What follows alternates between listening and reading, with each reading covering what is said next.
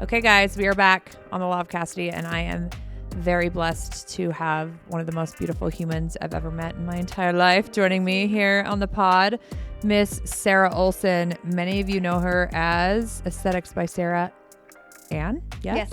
Perfect. I read that right. I was like, I don't want to mess this up. This girl, I'll tell you what, she is the queen bee of all things injections, aesthetics, and we've got a lot of fun stuff to share, but I kind of want to make it so everyone can get to know her first, but I'm going to do my typical Law of Cassidy intro, but before we get into know Sarah. So per usual, you're on the Law of Cassidy, where we talk intimacy, business, power, healing, and the conversations that most people do not like to have. My name is Cassidy. I am a wife, mother, entrepreneur, and have spent nearly 2 decades in the intimacy and wellness space, talking about things that are very taboo. If somebody sent you this, you're in the right place, vain ones. Let's get into it.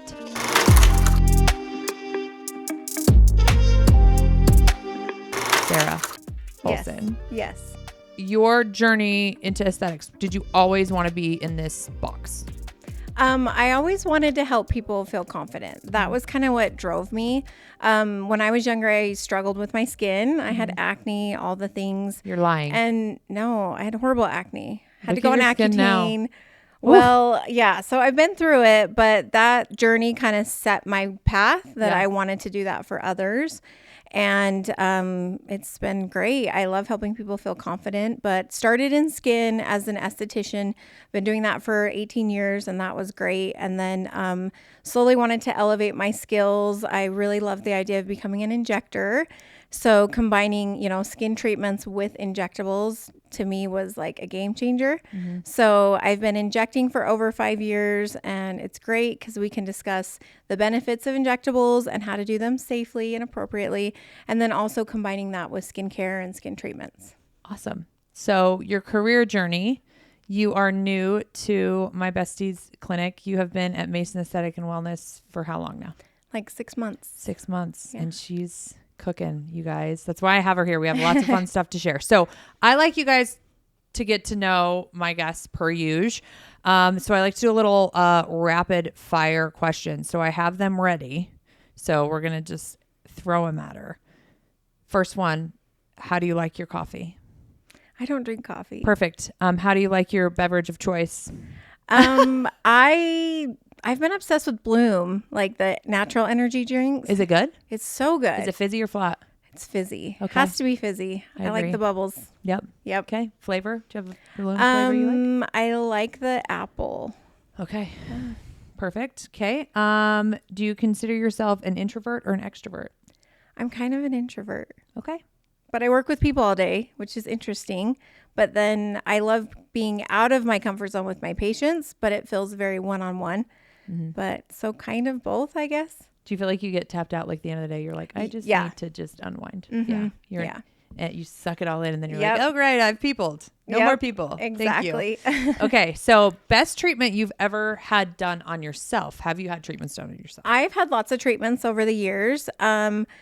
I really like to beat my face up with skin treatments because I always tell my patients that if we take care of our skin, then when our injectables wear off, we still look great. So Botox, as we know, is kind of temporary, lasts 3 to 4 months, but we still want our skin looking great even when that wears off.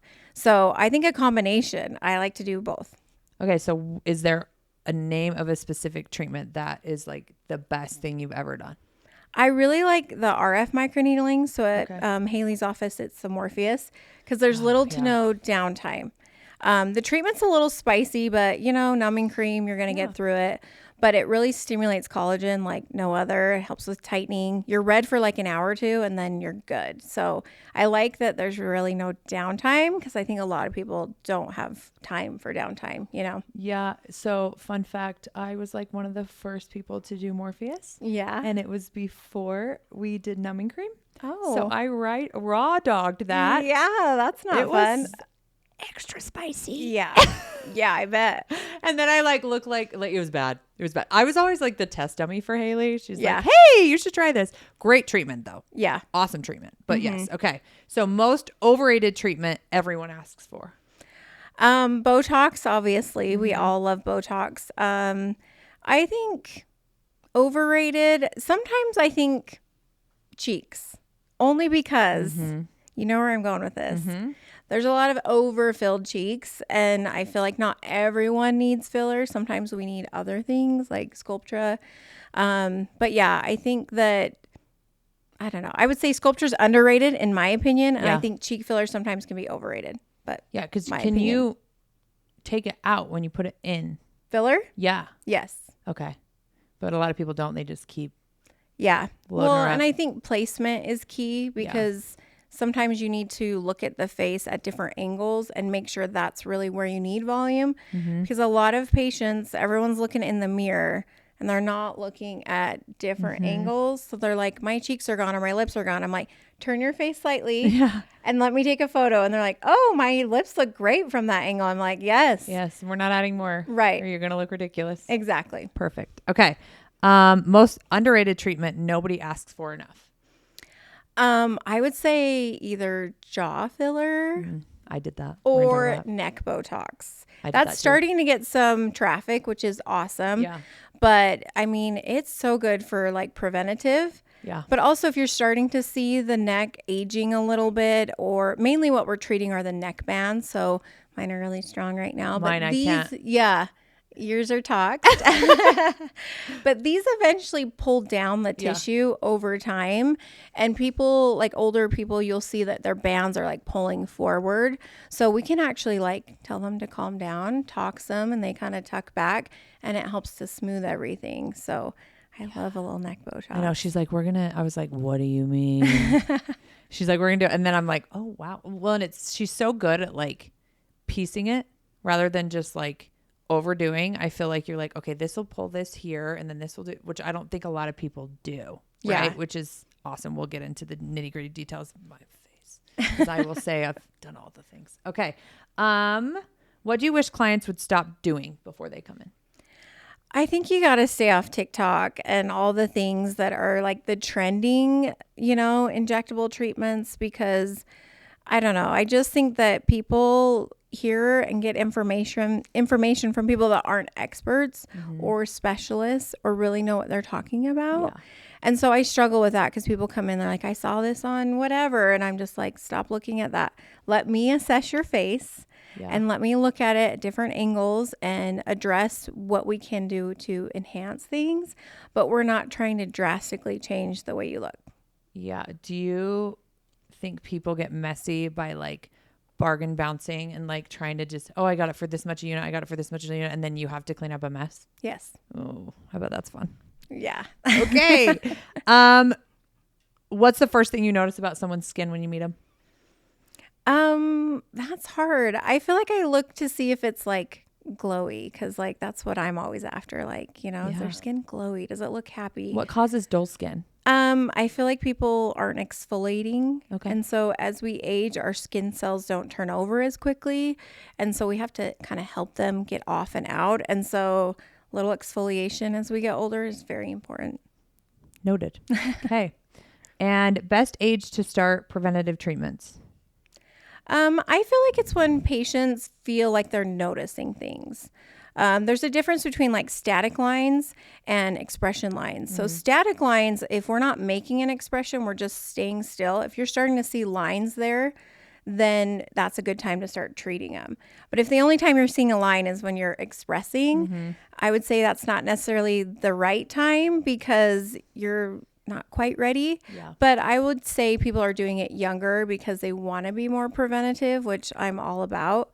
But I think when you're starting to notice things are bothering you is a great time to come in and check out. Start getting your stuff. Okay. So I kind of wanted to piece this out because I thought I knew all the things about Botox and filler and all the things.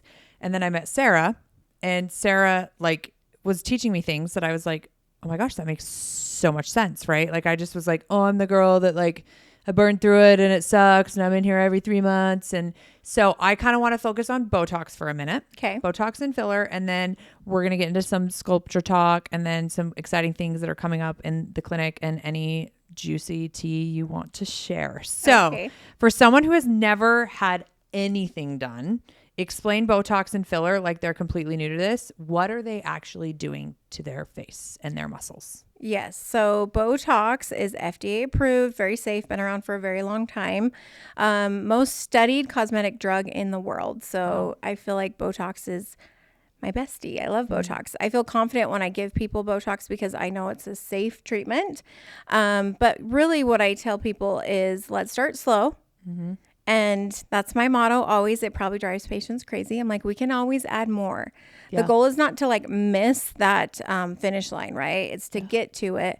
And also I think looking natural is still very important. It's at the top of my list. I don't want patients to look like they're in my chair all the time. I just want people to think, wow, they look refreshed, right? So Botox is a great treatment. It's done every 3 to 4 months.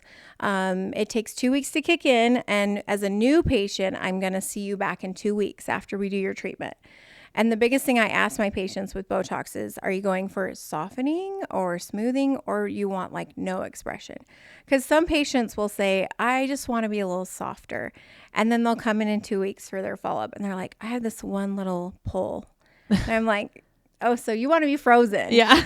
There's a difference. There's a difference. Yeah. But you don't know that as a new patient, right? Yeah. Like you don't know that until you get into it. But I will say everything with injectables is a slippery slope because you start and then you just want more. And that's okay. But that's where a good injector is going to put on the brakes and be like, you don't need more. You're good. Well, I think that comes down to like ethics too. I think some people just lean heavy like, yeah, let me just take all your money, right? But then you're like, this is someone's face. You know what I mean? And there are some bad faces. Or I have seen like on TikTok and stuff where they're like their eye like falls and you're like, what? And there's nothing they can do, right? Like, so trust your professional. You may want to look like a movie star, but you probably don't need all the things. And we go in phases. Like, let's try this. Let's try this. And sometimes you'll start with a phase, I feel like, and it'll fix the problem. And then you don't have to go on to the next. You know what I mean? So yeah, we're all our worst critic. I feel like part of my job is telling people, you look great. Yeah. Because they're like, I feel so run down. And I'm like, no, we're just hard on ourselves, unfortunately. Yeah. Okay. What's the difference between Botox and filler? People use them like interchangeably, but they're not the same thing, correct? Right. They're very different. Okay. So Botox is a neuromodulator, meaning it relaxes muscles. Okay. That's its only job. It does not add volume. So a lot of people are like, I need Botox here. I'm like, or they're like, and I need filler here. I'm like, flip it. So filler is easy. When you think of filler fills, right? It adds volume. So there's certain places that we can put filler and there's certain places we put Botox, but I wouldn't say they're like interchangeably where they do very different things. Filler specifically is to go in and replace volume loss or maybe enhance volume in an area that you don't have a lot of volume there to begin with. Yeah. And then Botox, as we know, puts the muscles to sleep for a few months. This was not a question, but it just popped in my head and I have major ADD. You know this about me, so I'm going to ask. Have you noticed an uptick of filler since the GLP-1 craze? Yes. Okay. And that's because when you think about what's happening in the body with GLP-1s, we're losing fat, right? But like most of us know, when you have weight loss, you don't get to control what areas lose the fat, right? It's systemic, so we're losing the fat everywhere. And we especially see that volume loss in the face. Yeah. So we naturally lose fat pads. They, start to deflate as we age. And then that is accelerated when we're on a GLP-1. So I do think that Ozempic face is a thing because people are like, well, I lost that weight I didn't want, but what has happened to my face now? And that's because you've lost that fat that we need in our face to keep us. And I feel like it almost ages people too. Yeah. And so it's like, and I think it's smart to have the right injector that you trust and actually is ethical. I hate saying that, but it's true because I feel like you can really help accentuate someone's natural face rather than being like, okay, you have a Ozempic face and then they don't even look the same. You know what I mean? So that was just a random question on I'm like, I wonder if there's been an uptick because of that. Okay. How long does Botox last and how long does filler last and what affects that? So on average, Botox lasts about 3 months is what I tell my patients. Now, everyone's body is different and you metabolize Botox and filler differently than, someone else. So I always tell patients, you can't really change that very much on how quickly your body metabolizes something if you're very active You have a higher metabolism. If you're doing sauna sessions every day, like those things can help you burn through products, unfortunately, more than someone that's not doing that. Yeah. I'm a burner. Yeah. But I also roast in my sauna regularly, so that probably doesn't help. So, but sauna has so many good benefits. So many good benefits. So, I mean, there's trade-offs, but Right. there are things that you can do to help Botox last longer. So there was a study done a couple years ago where if you take zinc every day, it can help your Botox hang around a little bit longer. Yeah. So that's something that I recommend patients, because when you're investing in Botox, you want it to last as long as possible. Yep. The other thing that affects duration is dose.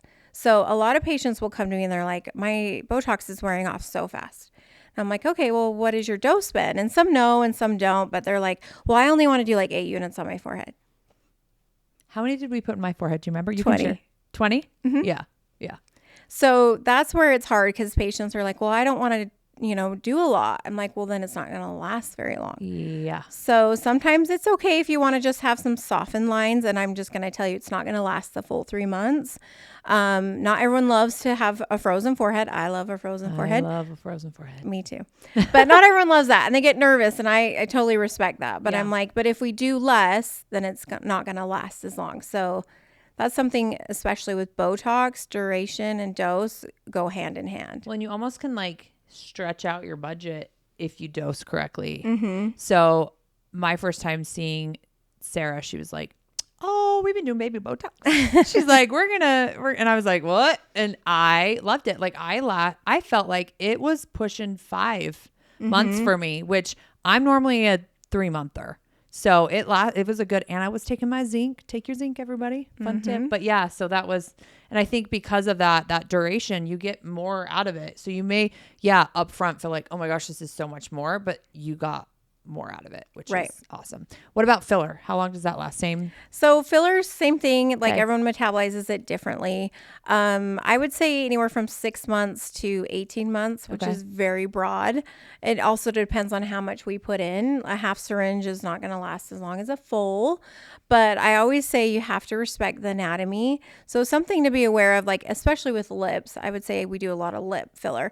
Your compartment is like predetermined by your genetics. So I tell people it's like a balloon, like we can stretch her a little bit, but if we keep going and there's not room, the filler doesn't stay there and it goes other places. Yeah. And then, so that's where I think having an injector that's like, okay, look, your lips are really full, they're tight, there's not much space right now.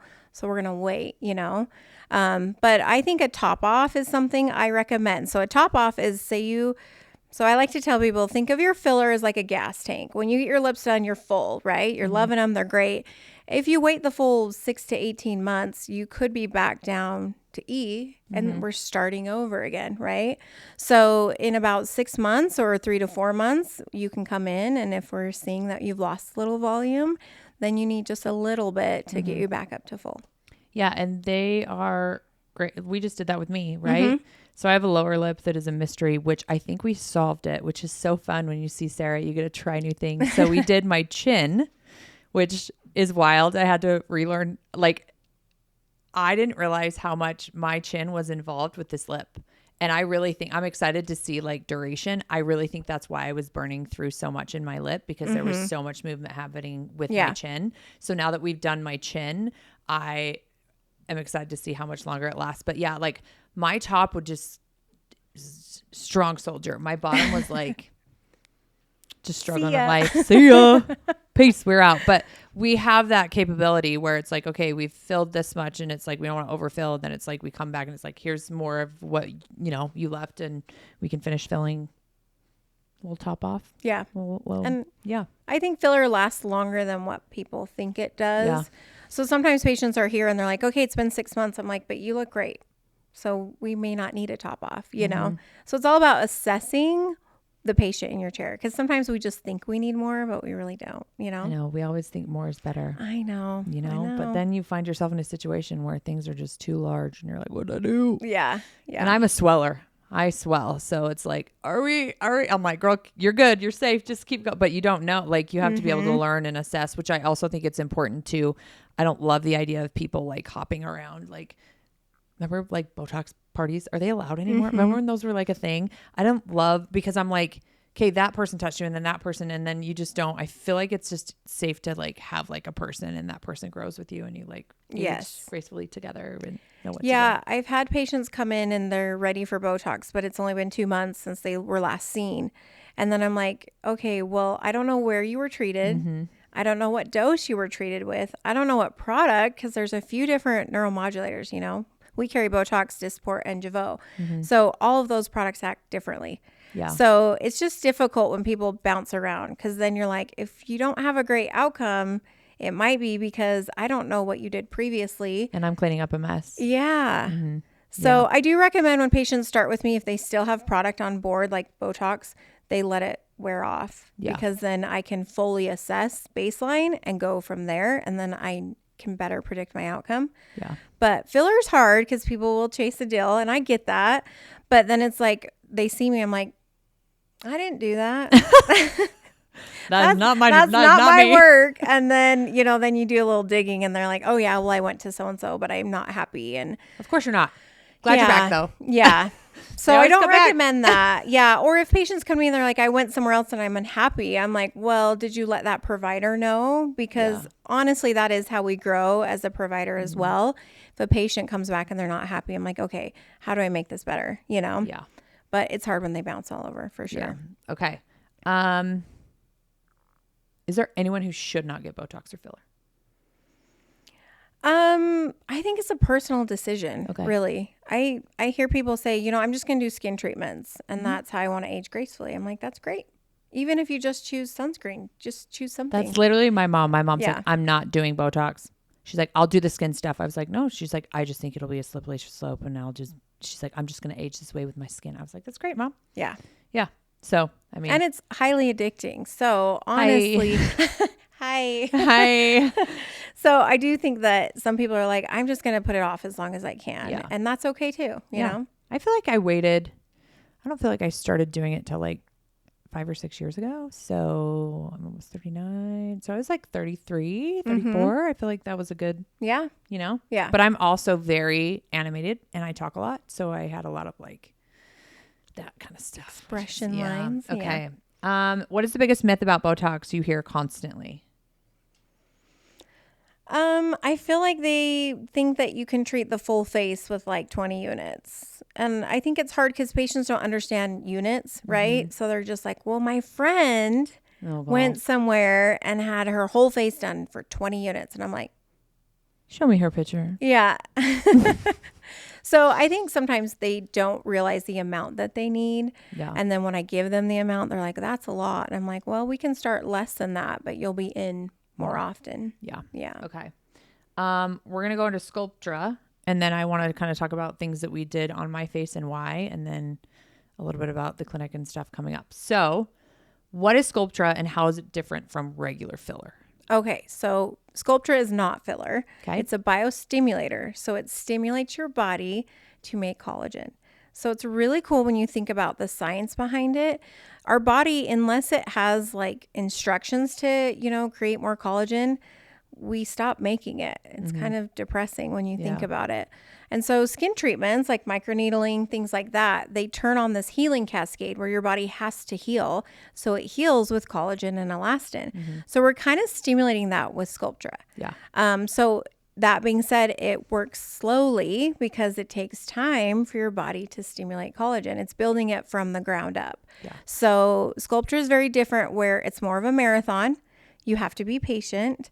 Takes 6 to 8 weeks for your body to make collagen. So for you to really see the results of Sculptra are a couple of months down the road. Yeah. Filler is instant. It's a 5K, right? Like you come in, we add the volume, it's there instantly, and then it slowly goes away as your body metabolizes the filler. Okay. So Sculptra is more regenerative. And so a lot of patients like that, where it's like, this is my body's own collagen, and I'm just enhancing what I'm losing due to the natural aging process. Okay, so explain to me, I remember, and I'm totally going to slaughter this, so I'm sorry, something about a mattress. Yeah. Explain your mattress theory. Okay, so if you think of the face and you think of specifically volume in the face, there's deep volume and then there's superficial volume as we get up. So if your deep volume is leaving you, then you got a structural support issue, right? So we need that bed, we need that box spring there to add volume from down below, right? And so sometimes that's more filler. Filler is really cool because if you pick the right filler and you place it deep, it's like a little tent pole, like it's helping lift things back up. Sculptra is great for adding volume, but it can't really like lift the way filler can. So when we need that deep support, like as we lose those fat pads or if we're on GLP-1s, then we can go in with filler and add some deep support that's going to keep things lifted. And then as we address the structural support, then we have little things like fine lines on the surface. So that's more like your duvet cover. And that's where like a little Sculptra, some skin treatments, it helps to plump everything up on the top layers. Okay. So breaking down my face, because I don't remember, share with them why you decided to do certain things and where you did it on my face. Yeah. So I would say a lot of patients sit in my chair and they're like, I don't like my nasolabial folds. Put filler here. And I'm like, that's not the problem. Yeah. That's a Band-Aid, right? And we're seeing them because of the natural aging process. We're losing support in the lateral portions of our face. And then when we lose support here, everything falls forward. So by adding more volume here, we're not actually fixing the problem. And in my opinion, you're doing a disservice because they need the volume back here, right? Yeah. So if everyone sits in my chair and goes like this, and I'm like, okay, do that one more time. And they're like, oh, I'm like, see where we need the volume. It's literally in the lateral portion of our face. Yeah. And by refilling this area with filler or some Sculptra, we're actually lifting the tissue back and then it looks more natural. So if we look at younger kids, they have a lot of volume in their outer face. And then you look at older adults, like we have less volume there. So it's just kind of respecting the anatomy, not trying to recreate the will, like we're just putting it back where we once had it. And I feel like that addresses the front of the face in a more natural approach. Yeah. So I had something on my podcast that I was noticing and I was like, what is happening? Like I pulled up a video because I didn't notice until I was doing this. And I had just like this like floppy, I don't know, gobbler or something. And so we put filler in my jaw because that pulled back, correct? Yep. And we did the Botox here. So it was wild though, because it literally like, it was gone. Yeah. My little gobbler was just tightened right up. Yep. And sometimes a little like chin filler is great because what people start to see is like jowling or a little fullness here. And we actually, our skull actually kind of shrinks as we get older. And so all of our structural support is leaving us. And so we've kind of got to build that back a little bit.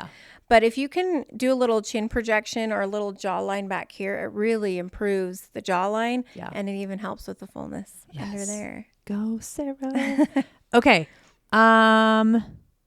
Is there anything that Sculptra can do that filler can't? Sculptra can stimulate collagen. Filler does not do that. Okay. Noted. I feel like I want to go over so exciting stuff coming with Mason Aesthetics and Wellness. So it's always been the clinic that you did aesthetics there with the HRT and all the stuff. So what has happened recently? Where are you at? So we have a new space. Yeah, I went there the other day. It's so nice. Exciting. So we have Mason Aesthetics at Suite 1 now, which is so exciting. So I just have such respect for Haley. So backstory with me and Haley, I've been a patient of hers for a long time. And I just love her. She's amazing. She's driven, ambitious, but she's smart and she knows her stuff. Her brain is wild. Yeah. And so every time I sat in her chair as like a patient, I was always trying to pick her brain.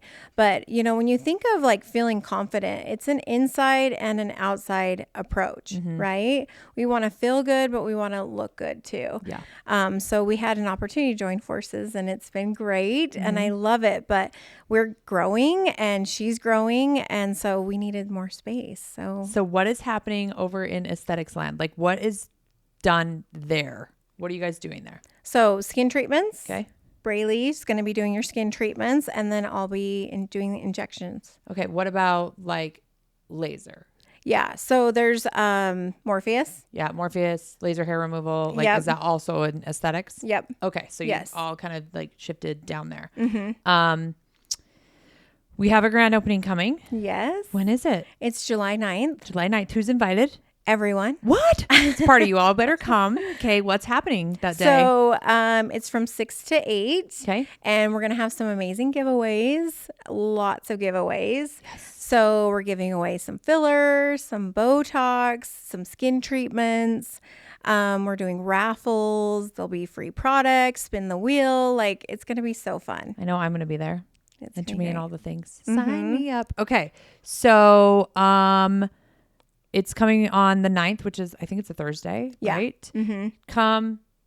Come see the space, come meet the people. If people want to schedule, can they schedule that night, or how is that working? So Braylee, our master esthetician, and I will be doing consultations. Okay. So if you want to sit down in our chair and have us just go over things, if you want a treatment plan, that's something you'll sign up that night for. If you want to just tour the space, we're going to have refreshments. It's going to be great. Is anybody going to be doing treatment that night? No. No. Okay. Guys, you're not getting treatment on that night, but you can come and sign up for it or win treatment. Okay. That's actually smart. I kind of like that, because then we're not like rush. That's something I've loved about the clinic, is nothing's ever felt rushed, right? Like, this clinic very values your time and like who you are. And I feel like sometimes those nights where like all these people are coming and you're just trying to like cook through it, I feel like sometimes we're like just rushing through things. So I love the idea that we're not doing any treatments that night. Yeah. That's probably smart. Okay. So we're going to jump into some DMs, questions that I get. I'm going to let you kind of like answer a little bit. Okay. I'm going to jump into the covet this that I always share. And then I'm going to let Sarah share anything else she wants to share. And then we're going to wrap it up. Okay. Is that cool? Yeah. Okay. So first question is, I've been wanting to try Botox for 2 years, but I'm terrified of looking frozen. Girl, let's teach you a lesson on Frozen. Come to the Frozen Club. Let it go. Just kidding. Or overdone. Every time I get close, I talk myself out of it. How do I know if I'll be okay with the results? Okay, so I feel like a lot of people have this fear because they've either seen a bad Botox treatment, or I feel like, TV and movies, all that, like, they give Botox a bad rap. But yeah, I think just treating or teaching patients that not everyone is going to look frozen, and you can look very natural. Yep. And I'll sit there and talk to them. I'm like, I have 60 units in my face. Do I look natural? And they're like, yeah, you do. Yeah. So I think sometimes just opening their mind to like, it can be done right and it can look very natural. I think the fear is like they're afraid of a bad outcome. And so I think that's why I'm always like, I want to see you back in 2 weeks. We're going to baby step it. I'm going to hold your hand and it's going to be great. And a lot of people think they want a light dose, and then we get going and they're like, actually, I want more, I do love the 2-week follow-up thing. I've never like dealt with that before. I think that's definitely smart, because then you can kind of see where they're at and decide if they're happy with their results or if they feel like they need something more. Have you done more at the 2-week before? Oh, yeah. Oh, okay. So okay. I usually call it my fine-tuning appointment because it takes a minute to learn your muscle and like which brow likes to pull higher than the other, and every face is different. Yeah. And so I always tell them like, I'm probably not going to get a home run on the first try, especially if you're nervous and we're treating you very conservatively. Because the minute I tell people we can add more, they're like, oh, okay, let's do it. Yeah. And so I think just letting people know, like, we're going to get to your perfect dose, but that takes a little bit of time. Yeah. And you don't really know what you love until you start doing it. Yeah. I didn't think I would like being frozen. I love being frozen. Right? So I didn't think I needed anything in my jaw. Now I'm like, oh, the jaw. Here for it. Okay. Next question. I'm 38 and my skin has changed so much in the last 2 years. Oh, I feel this to my core. I feel this. Texture, dark spots, everything looks different. I don't even know where to start. Is it too late to make a real difference? No.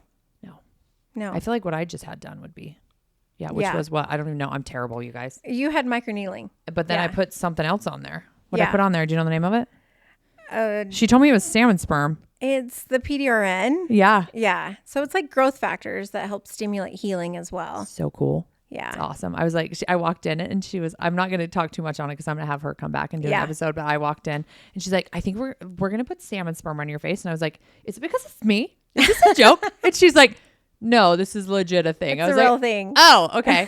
So yeah, so funny. Okay. My husband does not want me to get Botox. You probably hear this all the time. He says he loves me natural and thinks it's a waste of money, but I want it for me, not for him. How do I handle this? This is a tricky one because a lot of husbands think that their wives don't need it, but sometimes their wives already have it, you know? And they're like, oh, I'm so glad you don't get that done. And it's like, yeah. Me too, honey. But I think that men don't have the pressure that women have to look put together and look good for their age. By the way, though, I have a lot of male patients that love their Botox, you know. Dudes need it too. People just want to feel confident. Yeah. And I don't sometimes feel like men understand that. Like, that's huge for women. Like, we want to feel our best. And a little Botox goes a long way, in my opinion. But I think that you just need to look at it as like people can look very natural with these injectables if they're done right. Yeah. But yeah, I think some women don't even tell their husbands they're getting Botox, and they're like, I'm glad you don't get that done. And you're like, little do you know. Little do you know. Yeah. Random, also like ADHD moment. There are places that people put Botox for like weird random things too. Like your jaw, if you like grind your teeth. Yes. Do you do that? Yeah. So the masseters. Yep. Okay. Do you see good results with that? Yeah. Oh, okay. I love doing treatments that help improve the quality of life for my patients. This is one of them. Okay. Chronic jaw pain is terrible. People are living with that every day. Headaches. They're taking ibuprofen. Like, they're trying weird medications that their doctor recommends. I'm like, let's just relax that muscle. Yeah. So I think that's a great treatment. We also I do Botox in like the underarms. I was going to ask about that next. Yes. So hyperhidrosis, meaning you are an excessive sweater. We can do it on the hands as well. People sweat on their hands? Yeah. Wow. Yes. I wonder what that feels like. So I had a patient that was younger, and she was embarrassed because at school, like, her paper would be sweaty. And when she would be trying to write with her pencil or pen, it was just like sweaty. Yeah. And it worked for her. She loved it. So I did the weirdest treatment, a plastic. Have you seen like the microwave cooker for your armpit? No. Do you know? No. It was crazy. Okay. I did it. It was before I had Joey. I think it was like in 2018 because I'm a sweaty Betty. Okay. And it like literally almost like, it kind of almost looked like a Morpheus gun, but it almost was like, I'll find the name and tell you, but it almost like sucked it up in there and like cooked it. Really? It worked really well, but the recovery. Terrible. I'll have to find the picture and show you. Like, my armpit like was like this fat and it was like black and it hurt. Like, I couldn't close my arms. Like, it was terrible, but it worked. But yeah, I don't know if you've ever heard of that. I mean, it was a long time ago. I wonder if they like brought it and they're like, just kidding.